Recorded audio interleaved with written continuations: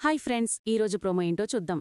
సింహాద్రి, పద్మమ్మ తమ ఇంట్లోనే ఆనందికి కార్యం జరిపించాలని ఆదిత్యని, ఆనందిని తమ ఇంటికి పిలుచుకొని పోవడానికి సిద్ధమవుతారు. అమ్మా, ఆనందీ, రామ్మా అని సింహాద్రి కార్ దగ్గర నిలబడి పిలుస్తాడు. ఆదిత్య కార్లో ఎక్కి కూర్చొని ఉంటాడు. ఆనంది సునంద అన్న మాటలకి ముభావంగా ఉంటుంది. బిడ్డా, మీ అత్తయ్యగారిని తీసుకుని మీ మావయ్యగారు తర్వాతొస్తారులే బిడ్డా అని చెప్తాడు సింహాద్రి. అవునమ్మా, మేము తర్వాత వస్తాము. కొన్నిసార్లు మనకు తెలియకుండానే మనము చేసిన మంచి ఎదుటివాళ్లకి చెడ్డగా అనిపించి ఉండవచ్చు. అంత మాత్రాన మనం ఏ ఒక్కరికోసం ఆగిపోవాల్సిన అవసరం లేదమ్మా అని ఆనందికి శశికాంత్ చెప్తాడు. దుర్ముహూర్తం వచ్చినట్టున్నది బిడ్డా, మీరు తర్వాత మాట్లాడుకోవచ్చు, ముందు కారెక్కు అని సింహాద్రి అంటాడు. ఇంకా ఆనంది కార్ డోర్ తీసుకుని ఎక్కబోతూ ఉంటే ఉన్నట్టుండి హఠాత్తుగా కడుపునొప్పి వస్తుంది. ఇంకా ఆనంది భరించలేని కడుపునొప్పితో అమ్మా, అమ్మా అంటూ అల్లాడిపోతూ ఉంటుంది. ఇంకా అందులో కూడా ఆనంది అలా అయిపోవడంతో షాక్ అవుతారు.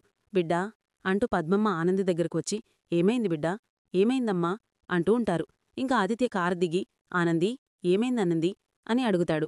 అమ్మా, నొప్పమ్మా, నొప్పి అంటూ బాధపడుతూ ఉంటుంది ఆనంది. మరిన్ని అప్డేట్స్ కోసం ప్లీజ్ సబ్స్క్రైబ్ చేయండి. Thanks for watching.